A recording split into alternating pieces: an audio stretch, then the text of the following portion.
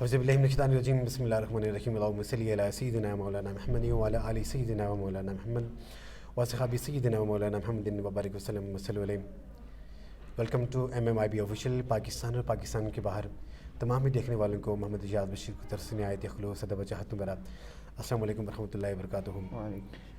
Programme علم عالم میں وقفہ سوالات کے دوران جو آج ہمارے ساتھ مہمان موجود ہیں جناب عبدالصبور فہیم نقشبندی صاحب، ہم آپ کو خوش آمدید کہتے ہیں، ویلکم کہتے ہیں. السلام علیکم. وعلیکم السلام ورحمۃ اللہ تعالیٰ وبرکاتہ.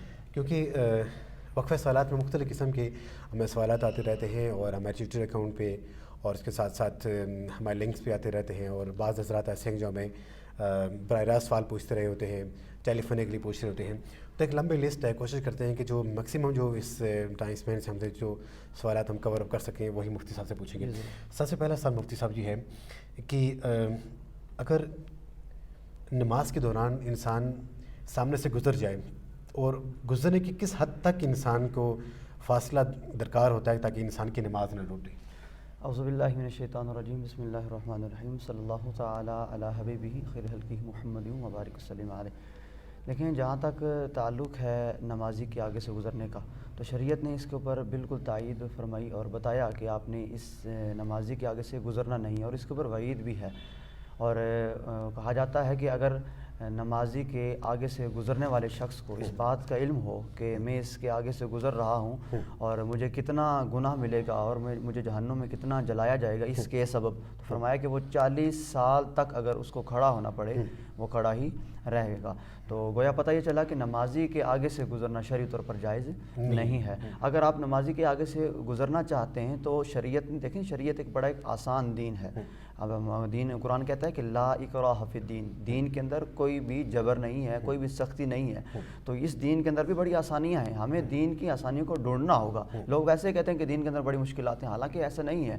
دین کے اندر بڑی آسانی ہیں، ہمیں اس آسانی کو ڈھونڈنا ہوگا. اب شریعت کیا کہتی ہے کہ نمازی کے آگے سے آپ کیسے گزریں، اس کا طریقہ درکار کیا. اس کا طریقہ یہ ہے کہ شریعت کے اندر ایک لفظ ہے سترا. سترا کہا جاتا ہے اس چیز کو کہ جو آپ نمازی کے آگے رکھیں اور گزر جائیں. اور وہ کتنا ہونا چاہیے؟ شرعی طور پر اس کو شرعی گز کہا گیا. جیسے آپ کے ہاتھ کی بڑی انگلی سے لے کر آپ کی جو ہے کونی تک ایک شرعی گز ہے، یہ میکسیمم 18 انچ بنتا ہے.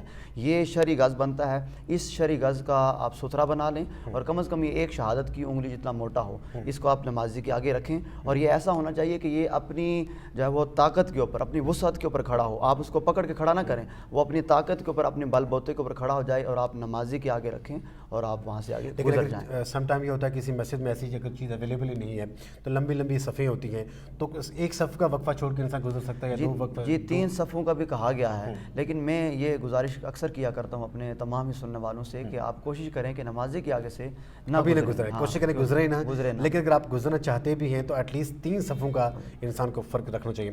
دوسرا سوال ہے، سوال یہ پوچھنا ہے کہ دیکھنا ہی ہے کہ آج جو بھی جماعت ہو رہی ہوتی ہے، ساتھ یہ بھی کہا جاتا ہے کہ بھائی اپنے موبائل فون بند کرو. مسجد میں ایک تو عادت سے بند ہونی چاہیے انسان کو، لیکن اس کے باوجود جو ہی ہم لوگ نماز میں کھڑے ہوتے ہیں تو وہاں پہ بلنگ ہونا شروع ہو جاتی ہے. تو دوران نماز اگر کسی انسان کے وہاں پہ اس کا موبائل وائبریٹ کرنا شروع کرے یا بیل آنا شروع کرے، باقی لوگ تو ڈسٹرب ہوں گے تو چاہیے کہ اس کو بند کرنے کا اسلام میں کوئی ایسا طریقہ کار اخذ ہوا ہے کہ اس کو کیسے آف کیا جائے؟ جی ہاں، دیکھیں آپ جب نماز کے اندر آتے ہیں تو امام صاحب تو چیخ و پکار ان کی ہوتی ہے کہ بھائی آپ اپنے موبائل کو بند کر لیں برائے کرم. لیکن کوئی ایک لیٹ آ گیا وہ کرتے ہیں. لیکن یہاں پہ دیکھیں ہمیں ایک بات کو سمجھنا پڑے گا، ایک تمہید کو، کہ بھائی جو موبائل جس کا بج رہا ہے یا جس کی موبائل پہ کال آ رہی ہے، چلو وہ تو ایک اس کا عذر رہا، یا اس نے غلطی سے، اس کی غلطی ہے کہ موبائل اس نے کھلا چھوڑ دیا.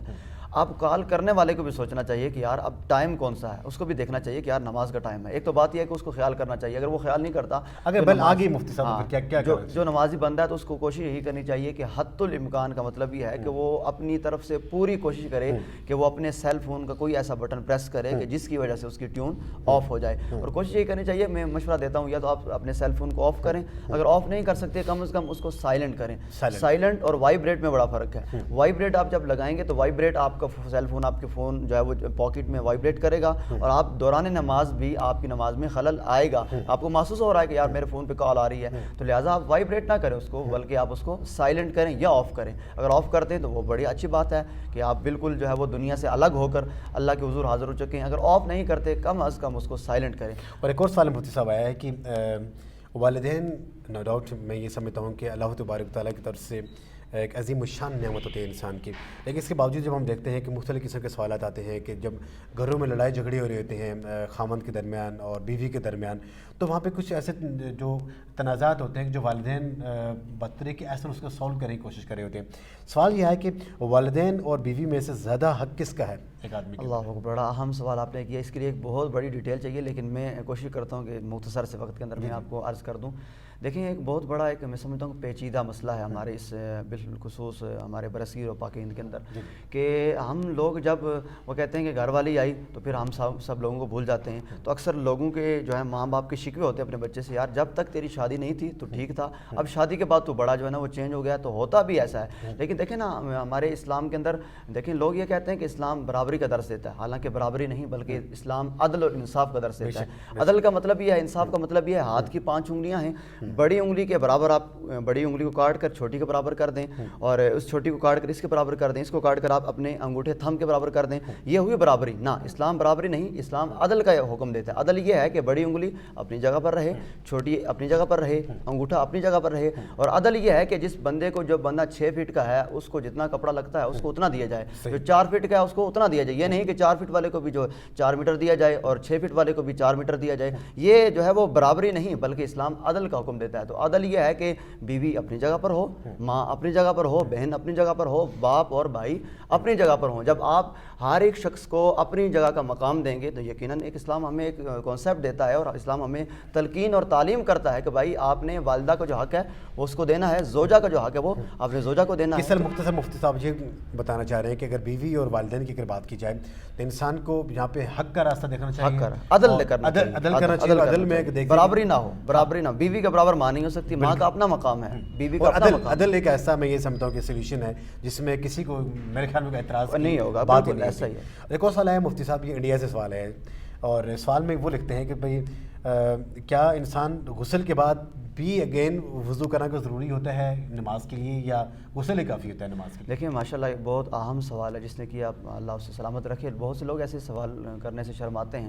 دیکھیں غسل سے قبل جو ہے نا, غسل سے قبل مکمل وضو کر لینا سنت کے مطابق, یہ عمل بھی سنت ہے. اور یہ جو غسل جنابت ہوتا ہے, جو غسل فرض ہوتا ہے, تو اس سے قبل بھی اگر آپ وضو کرتے ہیں, صحیح طریقے سے غرارے کرتے ہیں, اپنے ناک میں پانی چڑھاتے ہیں نرم ہڈی تک, تو یہ میں سمجھتا ہوں کہ آپ کا ایک سنت ادا ہوگی. کچھ لوگ یہ ہوتے ہیں کہ آپ جنابت کا غسل بھی ہے, وہ آئے اس نے جو ہے 2-4 لوٹے لیے, اوپر سے لے کے نیچے تک ڈالے تو غسل ہو گیا. نہیں, آپ اپنے پراپر طریقے سے جو سنت طریقہ ہے اس سے غسل کیجئے تاکہ آپ کی نمازیں ٹھیک ہوں, تو آپ کی قرآن کی تلاوت ٹھیک ہو, تاکہ آپ کی عبادات ٹھیک ہوں. تو کوشش یہ کریں کہ جب آپ غسل کر رہے ہوں اس سے قبل آپ مکمل وضو کر لیں. اور اگر آپ ایسی جگہ غسل کر رہے ہیں کہ جہاں پانی کھڑا ہو رہا ہے اور آپ کے پانی کے اندر پاؤں ڈوب رہے ہیں آپ کے, پھر آپ پاؤں نہ دھوجیے, آپ صرف جو ہے وہ اپنے مسے تک اور وضو کے 3 فرائض پورے کیجئے. اگر آپ پانی کھڑا نہیں ہو رہا تو آپ مکمل وضو کیجئے.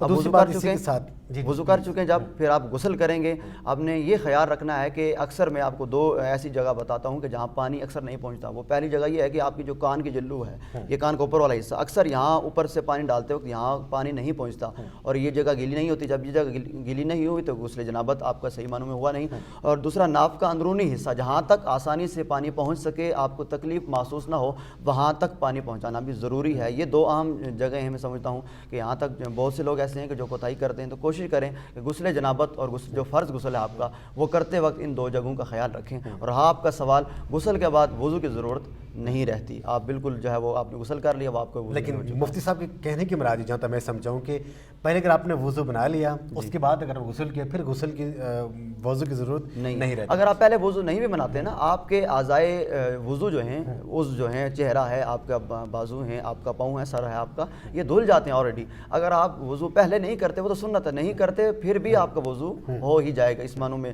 آپ کو وضو کرنے کی دوبارہ ضرورت نہیں ہے. تھینک یو ویری مچ مفتی صاحب کا بہت بہت شکریہ کہ آپ نے زبردست انداز سے مختصر ٹائم میں جامع قسم گفتگو کی.